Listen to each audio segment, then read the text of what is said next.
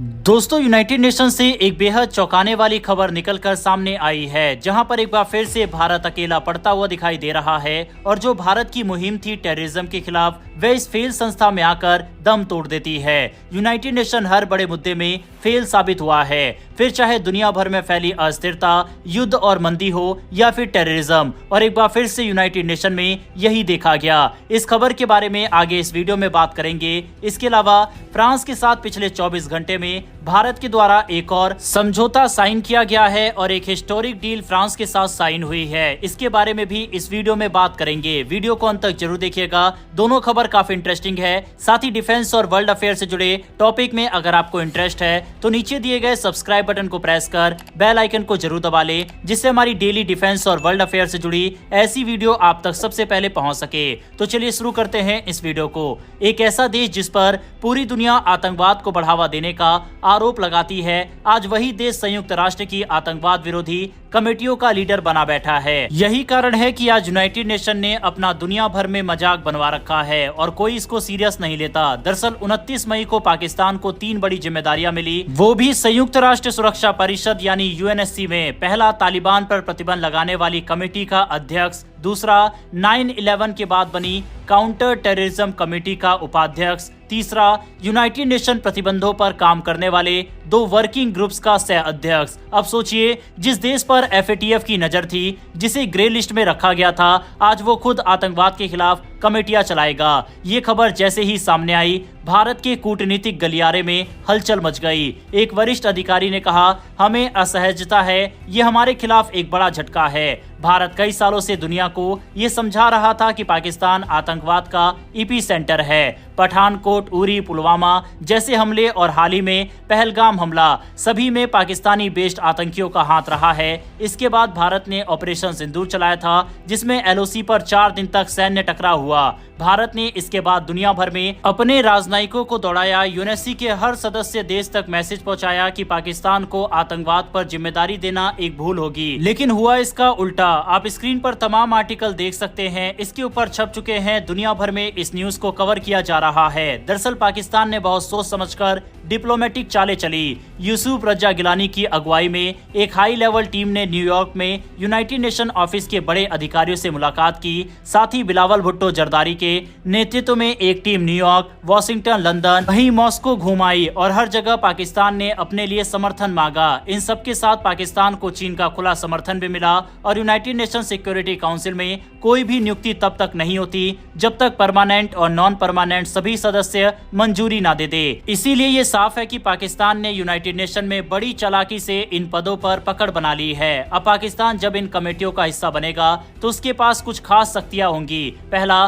तालिबान पर प्रतिबंध की निगरानी अब पाकिस्तान करेगा, जबकि वह खुद अफगानिस्तान में तालिबान से करीबी रखता है। दूसरा, काउंटर टेररिज्म कमेटी अब दुनिया भर से रिपोर्ट मांग सकती है और पाकिस्तान इसमें बलूचिस्तान में इंडिया को दोषी ठहरा सकता है, यानी कि आतंकवाद के आरोपी को आतंक पर जज बना दिया गया है। इससे भारत के खिलाफ अंतर्राष्ट्रीय मंच पर नकारात्मक प्रचार चलाने की आशंका है। हालांकि ऐसा नहीं है कि भारत अकेला पड़ गया है। तालिबान समिति में गयाना और रूस उपाध्यक्ष है। काउंटर टेररिज्म में फ्रांस और रूस भी साथ है और संपूर्ण प्रतिबंध वर्किंग ग्रुप में ग्रीस सह अध्यक्ष है। यूएनएससी की सबसे पावरफुल आतंक विरोधी कमेटी 1267 सैंक्शन कमेटी अभी डेनमार्क की अध्यक्षता में है और भारत को उम्मीद है कि यहां से संतुलन बना रहेगा, क्योंकि डेनमार्क और भारत के रिश्ते काफी मजबूत है। भारत को यूनाइटेड नेशन में आगे भी कई बड़े स्टेप उठाने की जरूरत है, जैसे कि पहला, अंतर्राष्ट्रीय मंचों पर आतंकवाद के सबूत पेश करना जारी रखना। दूसरा, पाकिस्तान को एक्सपोज करना फाइनेंशियल टेररिज्म, हाफिज सईद जैसे चेहरों के माध्यम से। तीसरा, मित्र देशों के साथ एक्टिव कोऑर्डिनेशन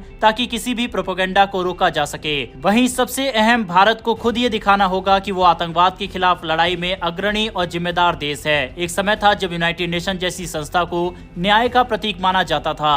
आज सवाल उठ रहे हैं, क्या ये संस्था अब भी निष्पक्ष है? जब एक ऐसा देश जिसे दुनिया ने आतंक को पालने वाला कहा, उसे आतंक विरोधी नीतियों में लीडर बनाया जा रहा है, तो लोगों का यूनाइटेड नेशन पर से भरोसा उठना लाजमी है। शायद अब समय आ गया है कि भारत जैसे देश यूनाइटेड नेशन में सुधार की मांग जोर शोर से उठाए। हालांकि दोस्तों आप में से काफी सारे लोग ये सोच रहे होंगे कि आखिर क्या फर्क पड़ता है, यूनाइटेड नेशन की वैसे भी कौन सुनता है। इजराइल हमले रोक नहीं रहा, रूस युद्ध नहीं रोक रहा, तो आखिर हमें क्या फर्क पड़ता है यूनाइटेड नेशन से। बेसिकली नैरेटिव एक बहुत बड़ा रोल प्ले करता है। अभी तक भारत ने पिछले 10 सालों से पाकिस्तान को अलग थलग किया हुआ था, लेकिन जब से डोनाल्ड ट्रंप सत्ता में वापस आए हैं तब से एक बार फिर से पाकिस्तान को थोड़ा बहुत ग्लोबल एक्सपोजर मिल रहा है। पाकिस्तान तेजी से दुनिया भर के देशों को यह बात बताने की कोशिश कर रहा है कि भारत न सिर्फ पाकिस्तान के अंदर बल्कि दुनिया भर के देशों में ऑपरेशन चला रखा है और ढूंढ ढूंढ कर लोगों को मार रहा है। इनका मतलब अननोन गनमैन और कनाडा अमेरिका में हुई वारदात को लेकर था। यही कारण है कि भारत को इस तरह के नैरेटिव को काउंटर करना होगा। अगर आप में से किसी का ये सवाल है कि आखिर पाकिस्तान को यह पद कैसे मिला और इसकी नियुक्ति कैसे होती है, तो हम बता दें कि यूनाइटेड नेशन सिक्योरिटी काउंसिल में कमेटियों की अध्यक्षता उपाध्यक्षता ज्यादातर आपसी सहमति कंसेंसस से तय होती है। कोई सीधा वोटिंग नहीं होती। सभी 15 सदस्य 5 स्थायी और 10 अस्थायी आपस में तय करते हैं कि किस देश को कौन सी जिम्मेदारी मिलेगी। रूस, फ्रांस, चीन, अमेरिका और यूके सभी स्थायी सदस्य हैं। इनका किसी भी नामांकन को ना रोकना भी एक तरह से मूक समर्थन माना जाता है। अब पाकिस्तान को उपाध्यक्ष बनाना तब संभव हुआ जब कोई देश खुलकर विरोध में नहीं आया और चीन ने उसे समर्थन दिया, जबकि रूस, फ्रांस आदि ने आपत्ति नहीं जताई। तो ये थी यूनाइटेड नेशन से निकल कर आई इस खबर की पूरी सच्चाई। आपकी इस पर क्या राय है और क्या रूस की चुप्पी से आप निराश हुए हैं या नहीं, इस पर अपनी राय कमेंट बॉक्स में लिखकर बताइएगा। हालांकि ये सब डिप्लोमेसी का हिस्सा है, इसका मतलब ये नहीं है फ्रांस, यूके, रूस भारत के अगेंस्ट है, लेकिन हाँ इस मौके पर जरूर साथ नहीं दिया। चलिए अब बात करते हैं फ्रांस और भारत के बीच साइन हुई हिस्टोरिक डील के बारे में। डेसॉल्ट एविएशन जो राफेल फाइटर विमान बनाता है और भारत की टाटा एडवांस सिस्टम लिमिटेड ने 4 महत्वपूर्ण प्रोडक्शन ट्रांसफर एग्रीमेंट साइन किए हैं। इसका मतलब डेसॉल्ट अब राफेल के फ्यूजलेस यानी इसके मुख्य ढांचे को भारत में बनवाएगा।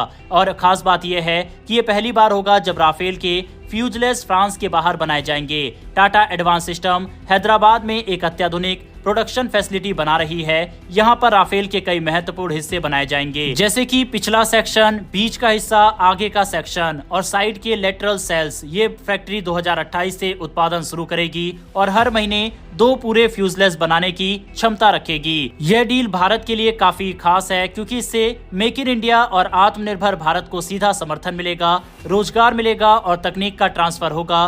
ग्लोबल सप्लाई चेन में भारत की जगह मजबूत होगी। इस प्रोजेक्ट से भारत सिर्फ एक ग्राहक नहीं बल्कि निर्माता और निर्यातक बन सकेगा। भविष्य में भारत से ही दूसरे देशों के लिए भी राफेल पार्ट्स या जेट्स एक्सपोर्ट किए जा सकते हैं। ये समझौता बताता है कि अब भारत हथियारों का खरीदार नहीं बल्कि तकनीक और निर्माण का पावर हाउस बनने की ओर बढ़ रहा है। इस डील पर डेसॉल्ट के सीईओ ने कहा, यह एक बड़ा कदम है। टाटा जैसे भरोसेमंद पार्टनर के साथ मिलकर हम भारत में एक मजबूत सप्लाई चेन बना रहे हैं। तो वहीं टाटा के सीईओ ने कहा, ये साझेदारी दिखाती है कि भारत अब एक मजबूत एरोस्पेस निर्माण देश बन चुका है। बहरहाल दोस्तों, भारत और फ्रांस के बीच साइन हुई इस डील के बारे में अपनी राय कमेंट बॉक्स में लिखकर बताइएगा।